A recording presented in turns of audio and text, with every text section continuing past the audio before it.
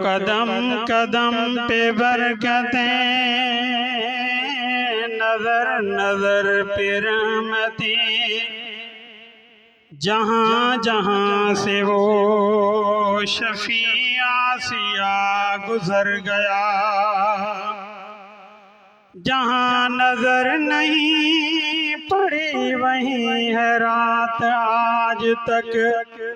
जहाँ नजर नहीं पड़ी वहीं है रात आज तक।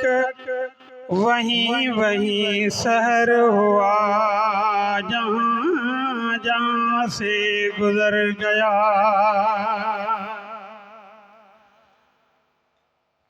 करबल में हुसैन ने कुरान सुना कर बतला गया है।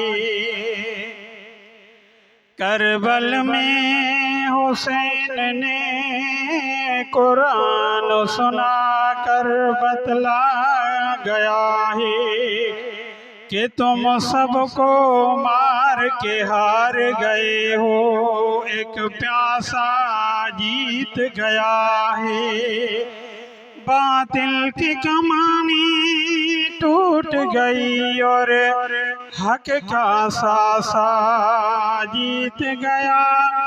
बातिल की कमानी टूट गई और हक का सासा जीत गया। सब कूफे वाले खाक हुए, सरवर का नवासा जीत गया।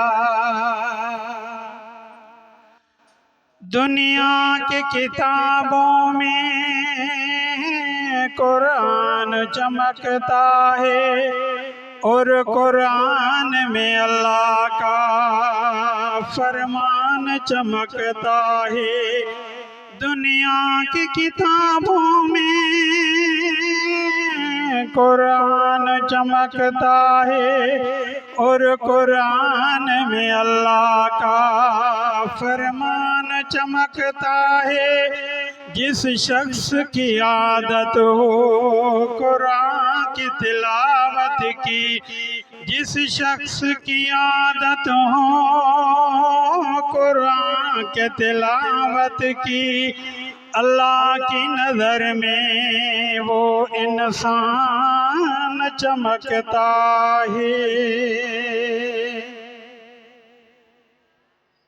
माशाअल्लाह अजो को ई दीनी प्रोग्राम शुहदा इस्लाम शुहदा करबला जे उन्वान सां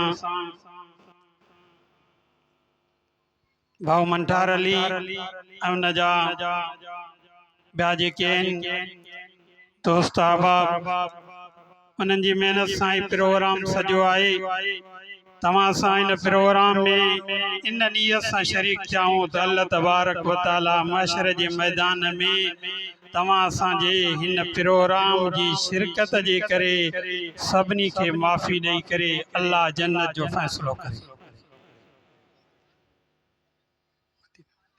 मथे अची वियो।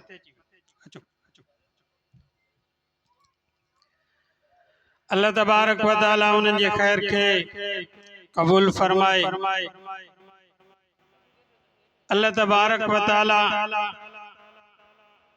तव्हां असांखे सभिनी सहाबा जी ऐं अहले बैत जी इज़त करण जी तौफ़ीक़ नसीब फरमाए। ॾाढे आमीन चओ। सभिनी सहाबा जी इज़त कंदासीं नी। हज़रत अबू बकर जी भी इज़त करनी है, हज़रत उमर साईं जी भी इज़त करनी है, हज़रत उस्मान गनी जी भी इज़त करनी है, हज़रत अली जी भी इज़त करनी है, इमाम हसन जी इज़त करनी है, इमाम हुसैन जी इज़त करनी है। चओ त असांजो सहाबा सां भी प्यार आहे त अहले बैत सां भी प्यार आहे। जिन भी इस्लाम जे करे कुर्बानी ॾिनी आहे अल्लाह तबारक व तआला उन्हनि जो वॾो मक़ाम कयो आहे। हिन मुहर्रमुल हराम जे पहिरीं तारीख़ ते जनाब सैयदना उमर फारूक रज़ी अल्लाह तआला अन्हु जी शहादत आहे ऐं हिन मुहर्रमुल हराम जे 10 तारीख़ ते जनाब सैयदना इमाम हुसैन रज़ी अल्लाह तआला अन्हु जी शहादत आहे। असां जंहिंजी शहादत पहिरीं मुहर्रम ते थी आहे उन जा भी नौकरूं जंहिंजी शहादत 10 मुहर्रम ते थी आहे उन जा भी नौकरूं।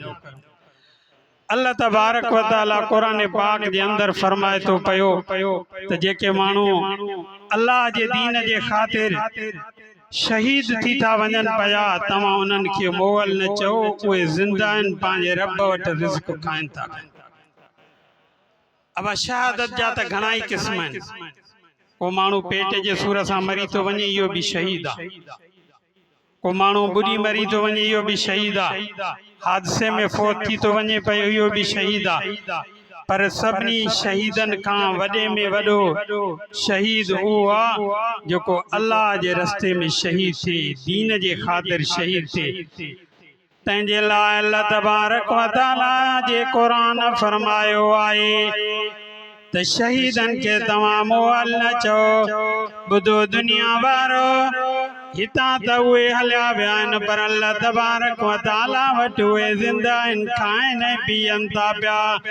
अल्लाह जो क़ुरान छा थो फरमाए पियो, बिस्मिल्लाहिर्रहमानिर्रहीम, वला तक़ूलू लिमन युक़तलु फी सबीलिल्लाहि अमवात बल अहयाउन इंद रब्बिहिम युरज़क़ून।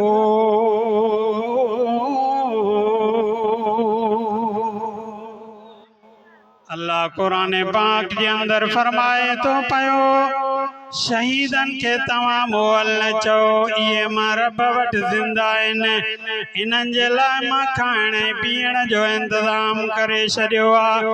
ॿुधो दुनिया वारो, तव्हां असांखे सहाबा जी भी इज़त करणी आहे, अहले बैत जी भी इज़त करणी आहे।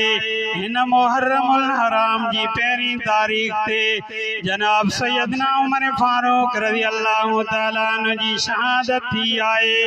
अल्लाह तबारक व तआला उनके शहादत जो रुतबो अता फरमायो आहे। 1 मुहर्रमुल हराम ते हीने नंबर जो खलीफो आहे मुसलमाननि जो।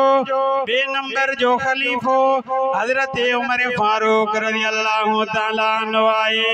सब सहाबी हुजूर जा मुरीद आहिनि।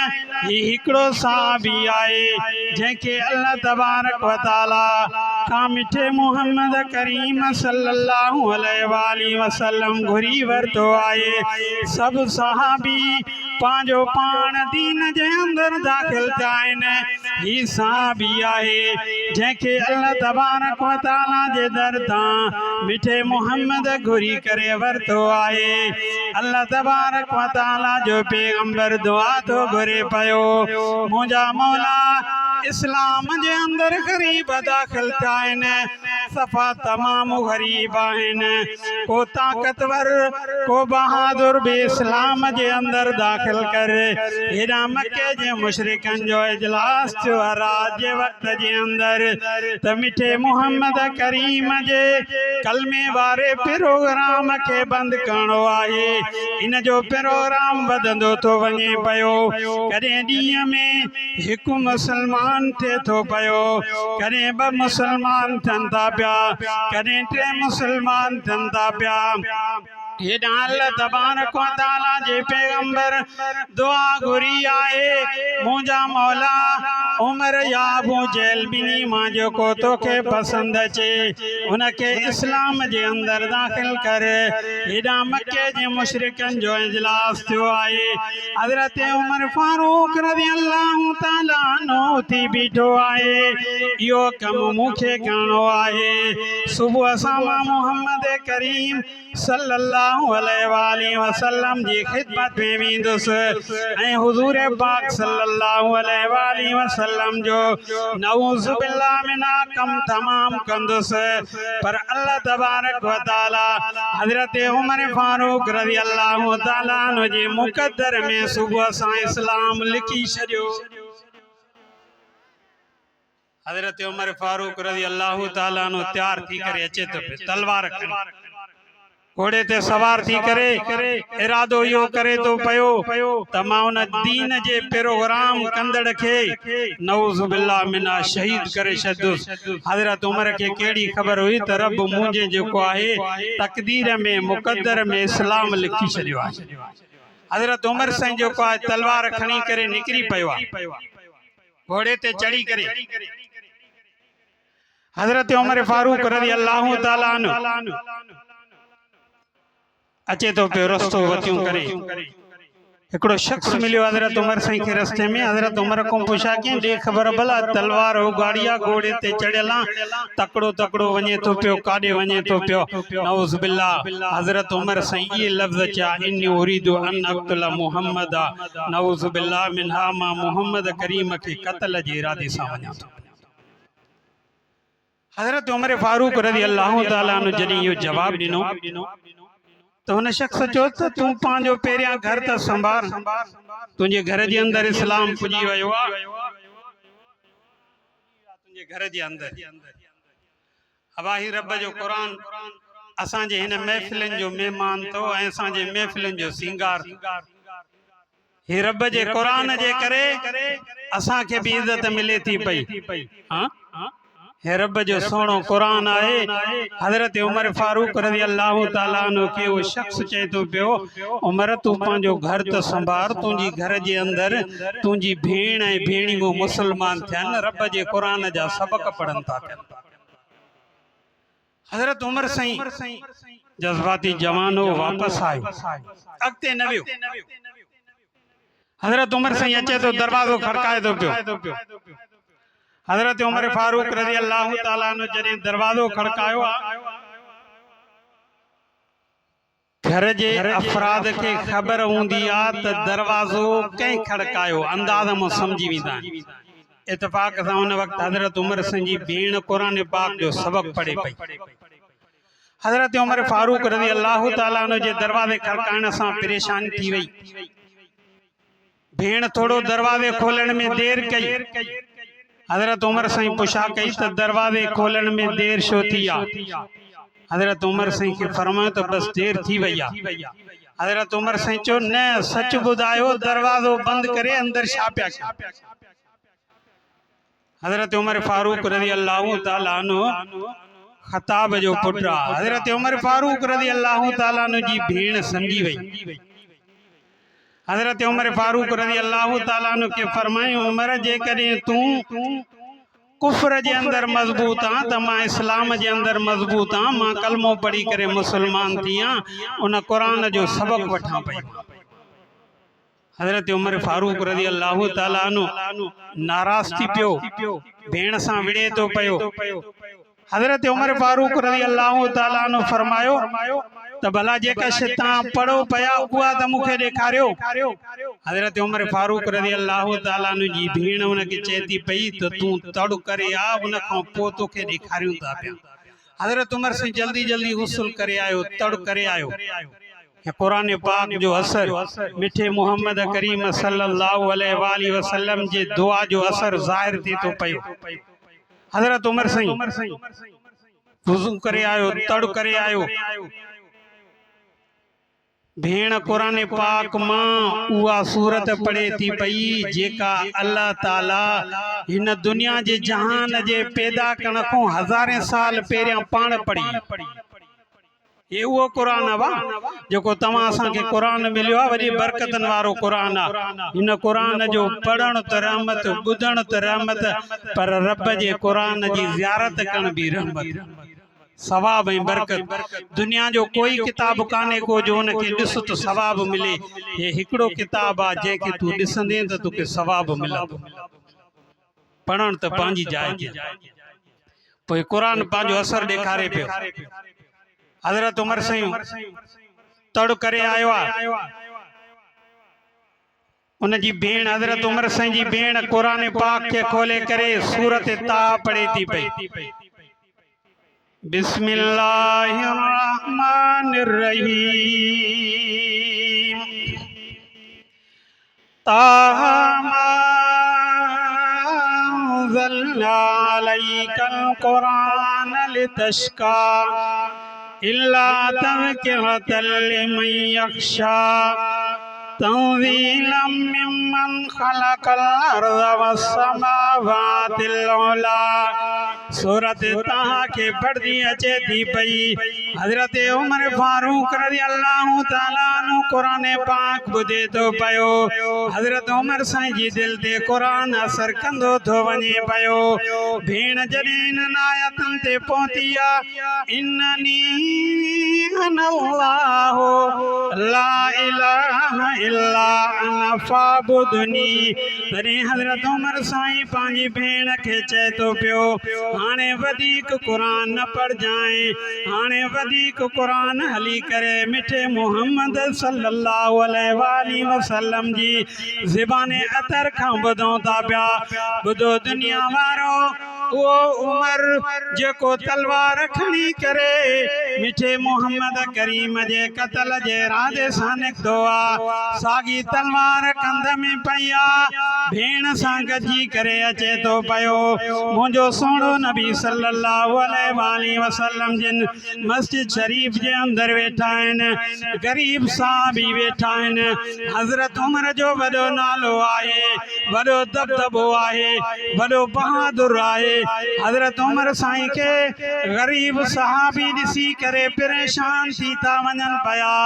सोने नबी के फरमाइनि था पिया, साईं उमर अचे थो पियो, तलवार खुलियल आहे, ख़बर न आहे कहिड़े इरादे सां अचे थो पियो।